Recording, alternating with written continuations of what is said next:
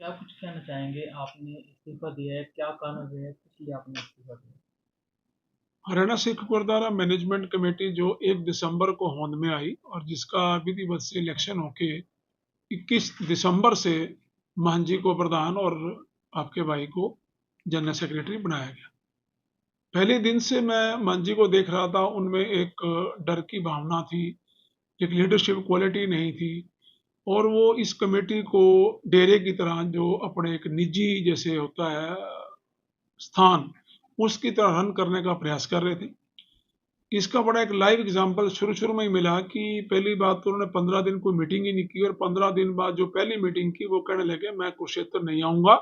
वहाँ मीडिया आ जाएगा, फलाँ आ जाएगा, फलाँ आ जाएगा, वहाँ ज़्यादा लोग इकट्ठे हो जाएँगे, तो मैं अपने डेरे में रखूँगा। फिर अपने डेरे की बजाय अपने डेरे द्वारा चलित कॉलेज में रखी गई यमुनानगर में। उसमें भी मैंने देखा उनको कोई कमेटी और इस तरह का संस्थान चलाने का कोई उनको एक्सपीरियंस नहीं था और उनका जो एजेंडा जो विधि से हमने बनाया था उसको वो जिद करके उन्होंने अपनी मर्जी का एजेंडा लगवाया, वो भी कोई एजेंडा विधिवत नहीं बना सके। और जो मुद्दे पहली मीटिंग में 6 जनवरी को लिए गए, जैसे कि उसमें एक बाई लॉज बनाने की कमेटी बनाई गई, उसमें उन्होंने वो जो लोग डाले कमेटी बनाने के लिए, आज 9 महीने बाद भी वो कोई बाई लॉज जो कि हमने उनको बना के दे दिए थे, उनको भी एजेंडे में रख के लागू नहीं करवा सके, जिससे ये प्रतीत होता है कि शायद उन्होंने ये कार्य जान के किया है, ताकि उनको था भी अगर नए लॉज जो हरियाणा बनाना चाहता है वो हरियाणा के सिखों के लिए बेहतरीन रहेंगे और वो शायद अभी भी एसजीपीसी के लॉ से काम करना चाहते थे, उनके साथ मिलके हरियाणा कमेटी को नुकसान पहुंचाना चाहते। धीरे धीरे उनकी जो है ये जो गलत नीतियां हैं वो आगे बढ़ती गई और उन्होंने अपने डेरे की और गुरमीत सिंह तलोकेवाला जी के डेरे के सभी मुलाजमों की तनख्वाह जो है वो हरियाणा कमेटी से निकालनी शुरू कर दी। अपने जो डेरों पर काम करने वाले सेवादार थे उनको हरियाणा कमेटी का मुलाजिम दिखा के 4-4 गुना तनख्वाह जो है कमेटी से लेनी शुरू कर दी। यहीं भी वो नहीं रुके, इसके अलावा उन्होंने श्री अकाल तख्त साहब की मर्यादा के उलट जाकर धारणा के जत्थे भी जो है भर्ती करने शुरू कर दिए। उसका एतराज करने पे भी आगे से वो बुरा भला कहते थे और मीटिंग में जो मोहनजीत सिंह जी हैं वो उनकी जिम्मेवारी होती थी कि मीटिंग को खड़ा जाए, ताकि जो हमारी तरफ मेंबर है वो उठ के वॉकआउट कर दें और वो मनमानी करें। इस बार 14 अगस्त की मीटिंग में उन्होंने सिख रिसर्च सेंटर के नाम से और हरियाणा कमेटी का एक दफ्तर अपने डेरे जोड़िया में बनाने के लिए उन्होंने मता नंबर 51 और 52, ये दो मते अगर पास हो जाते तो लगभग 6 करोड़ रुपया जो है महंत जी अपने डेरे पे ले जाने में कामयाब हो जाते, जिसको हमने उनकी जो ये इस किस्म की सोचें थी उनको नेस्ता नाबूद किया, उनसे रोका टोकी की, जिसके एवज में माहौल बिगाड़ने के लिए जो मोहनजीत सिंह जी उन्होंने अब्बा तब्बा और बेतमीजी से बोलना और गलत शब्दों का प्रयोग शुरू कर दिया। वो जो आपने बहस देखी वो उसी बहस की का नतीजा थी। और सैकड़ों साल की जो शिरोमणि कमेटी की प्रथा है एक, जिसमें कि एग्जीक्यूटिव मीटिंग में कभी भी जीवन में कैमरा नहीं लगाया जाता, उसमें उन्होंने कैमरे का प्रयोग किया और कैमरे का विशेषतर प्रयोग करने के पश्चात उसकी एडिटेड व्यूज निकाल के कोई भी अपने घर में बहन भाई बच्चों की बहस को पब्लिक के आगे जनतक नहीं करता। उन्होंने उसमें से सिलेक्टेड जो थी पोर्शंस को एडिट करके जो है अपनी कमेटी की जो है भंडी जो है बार करी, उससे कमेटी की बहुत पूरी दुनिया में बेइज्जती हुई। इसके अलावा अपने जो प्रधान वाले और मीटिंग वाले के बीच में एक दरवाजा था, उस दरवाजे से मीटिंग के दौरान जहाँ मेन डोर पर पुलिस खड़ी थी और अंबाला से भी पुलिस उन्होंने बुलवाई हुई थी, उसके अलावा उन्होंने सीआईए स्टाफ भी बुलवाया हुआ था, इसके अलावा उन्होंने अपने कुछ गुंडे भी जो अपने कमरे में बुलाकर बिठाए हुए थे उनको भी मीटिंग में जब ये बहस शुरू हुई उस पर उनको भी अपना दरवाजा खोल के पुलिस के दूसरे दरवाजे से उनको अंदर ले लिया और माहौल बहुत ज्यादा जो है विस्फोटक हो गया। इस सारी स्थिति को देखते हुए जो मामला है, और इससे पहले भी इन्होंने ख्याली बेअदबी के भी बहुत सारे दाग लगाने का प्रयास किया। इससे पहले मई में भी उन्होंने कोशिश की कि हम जनरल सकत्तर को किसी तरह एक तरफ कर दें। ये सब उनकी जो है प्लानिंग वो विफल हो रही थी। उन्होंने इस बार जो है हाथापाई की प्लानिंग बनाई और वो हाला हाथापाई नहीं हुई और वो हमें मीटिंग से वॉकआउट करने के लिए भी मजबूर नहीं कर सके, लेकिन मामला तूल पकड़ गया और मामला खराब हो गया। इसके बाद उन्होंने अपने डेरे पे मीडिया को कॉल करके ये धमकी दी कि हमने श्री अकाल तख्त साहब को शिकायत दी है और हम जो है इस बार अकाल तख्त साहब से इनको निकलवा देंगे। तुरंत हमारे अपने भी हमने सब ने सलाह की और हमने भी जो है श्री अकाल तख्त साहब को एक पत्र डाला और जो उनकी कारगुजारी है उसके बारे में बताया, उनका डॉप टेस्ट लेने के बारे में बताया, उनके करेक्टर टेस्ट के लिए, ब्रह्मचार्य टेस्ट के लिए निवेदन किया। इसके अलावा जो वो दिन रात झूठ बोलते हैं उसका भी लाई डिटेक्टर टेस्ट का कहा, प्लस जो उन्होंने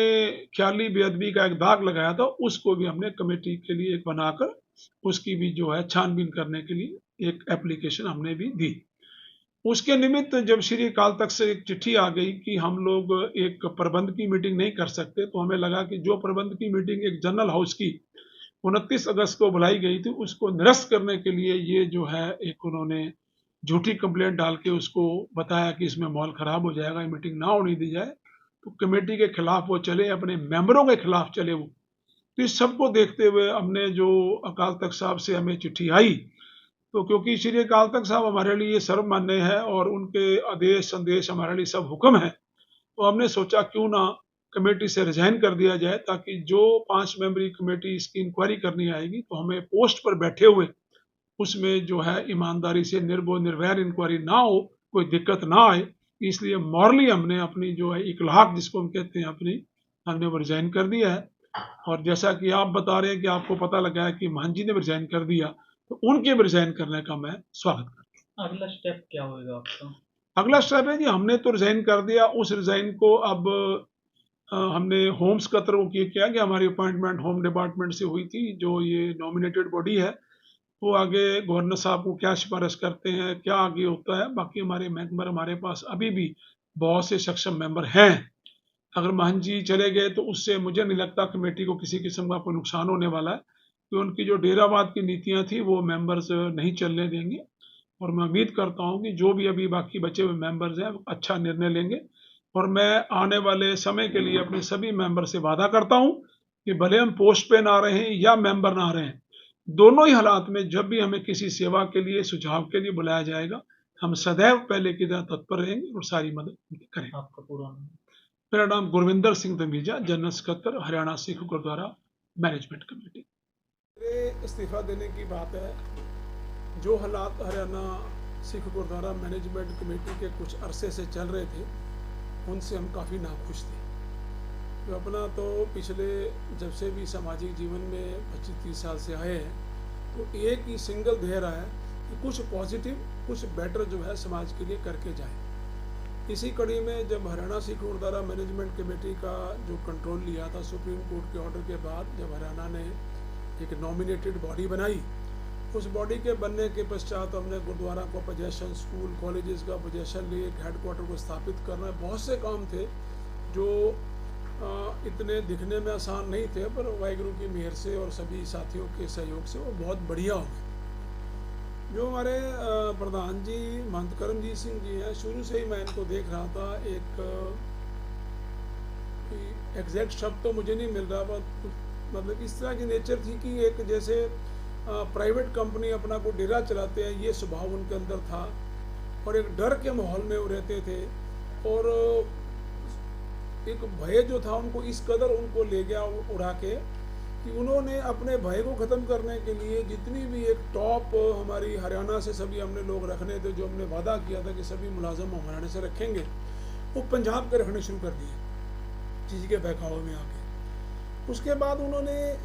अपने जो डेरे के मुलाजम थे और जो त्रिलोके वाला जी हमारे छोटे सीनियर वाइस प्रधान तो संघ जी हैं, जूनियर वाइस प्रधान गुरमीत सिंह त्रिलोके वाले,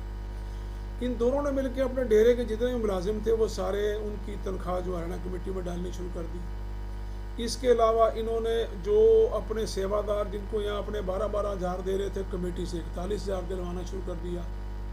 इसके अलावा जो पंजाब से 50, 60, 70, 1.25 लाख तक भी तनख्वाह के पंजाब से अपने एम्प्लॉयज रखने शुरू कर दिए। क्षमता नहीं थी उनमें कमेटी को चलाने, क्षमता भी नहीं थी और ज़रूरत भी नहीं थी। हमारे हरियाणा में अपने जो हमारे सीनियर मैनेजर्स हैं, अपने हमारे जो 600 आदमी काम करता है, उनमें खुद बहुत बढ़िया क्षमता थी काम करने की, लेकिन महंत जी को किसी पे विश्वास नहीं होता था। रोज़ एक नया आदमी रखते थे अपने डर और अपने भय के लिए, चाहे वो भरपूर सिंह OSD है, चाहे दीनपुर जी हैं, चाहे वो अपना DP सिंह जी हैं, और चाहे और भी उन्होंने बहुत सारे अपने बंदे। उनके इस्तीफे का मुझे पता नहीं, लेकिन मैंने इस्तीफा इसलिए दिया है कि ये जो अभी लेटेस्ट एक 14 अगस्त को मीटिंग हुई, उससे पहले 14 जुलाई को मीटिंग हुई, 14 जुलाई को उन्होंने एक गुप्त मीटिंग करके उसमें मेरे ऊपर ख्याली बेअदबी का दाग लगाने का प्रयास किया, जिसमें वो सफल नहीं हुए।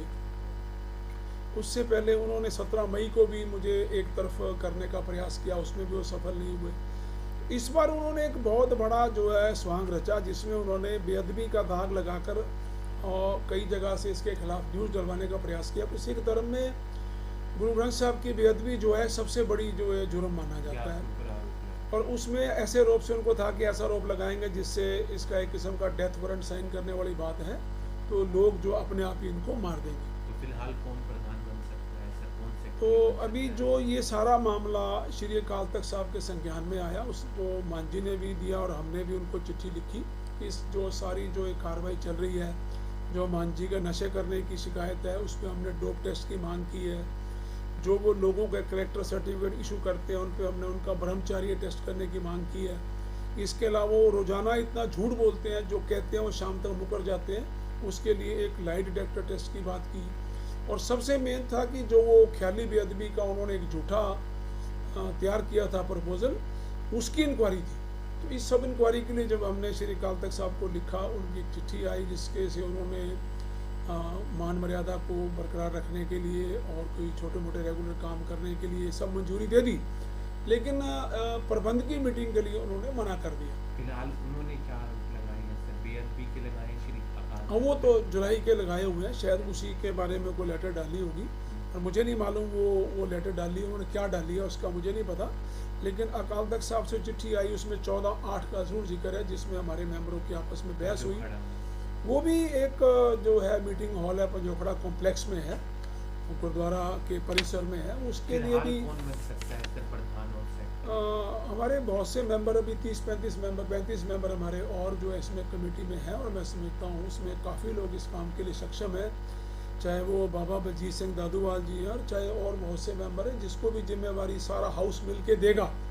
वो सभी लोग इस काम करने में सक्षम हैं। आपको लगता है दादूवाल जी इसके लिए बिल्कुल सही है? दादूवाल जी बिल्कुल सही है, उनके पास एक्सपीरियंस भी है, उनके पास एक जो धर्म प्रचार की लहर चलाने की क्षमता भी उनके अंदर है, और एक वो अच्छा डिसिप्लिन भी अपने एक्सपीरियंस से मेंटेन कर सकते हैं। जी, भूपिंदर सिंह असंत भी बहुत अच्छे आदमी, मैंने कहा वो बहुत अच्छे आदमी हमारे पास, सारे मेंबरों की कोई कमी नहीं, सब बहुत बढ़िया है। सरकार ने बनाना है? ये मेंबरों ने बनाना है। हाँ, मुझे तो सारे मेंबर अच्छे लगते हैं, चाहे वो सुदर्शन सहगल जी हैं, चाहे वो हमारी बहन अजराना जी हैं, चाहे असंत जी हैं, चाहे दादूवाल साहब हैं, चाहे मैडम गुरजिंदर, हमारे परविंदर कौर जी हैं, चाहे और जिसको भी देखिए, एक से एक मेंबर जो है बढ़ के है, सब मेंबर एक दूसरे से बढ़िया है। फिर से काम कोई नया प्रधान बनता है तो आपको लगता है कि सिस्टम से चलेगा? मैं समझता हूँ कि जो भी नया प्रधान बनाएंगे वो कम से कम इनसे तो अच्छा चलेगा, क्योंकि बाकी सब जो है सामाजिक लोग हैं, ये अकेले उसमें डेरे वाले थे। तो मुझे लगता है कि इनका जो डेरा चलाने का एक है एक्सपीरियंस, वो हमें ख़राब कर रहा था, और जो इनकी सोच है वो आगे बढ़ने वाली नहीं थी, जिसकी वजह से बहुत ज़्यादा कमेटी का नुकसान हो रहा था। आपका शुभ नाम? गुरविंदर सिंह धमीजा। और अगर हमारा ये जो हमने रिज़ाइन दिया है वो एक्सेप्ट हो जाता है, तो आप भूतपूर्व जनरल सेक्रेटरी कह सकते हैं, तब तक जनरल सेक्रेटरी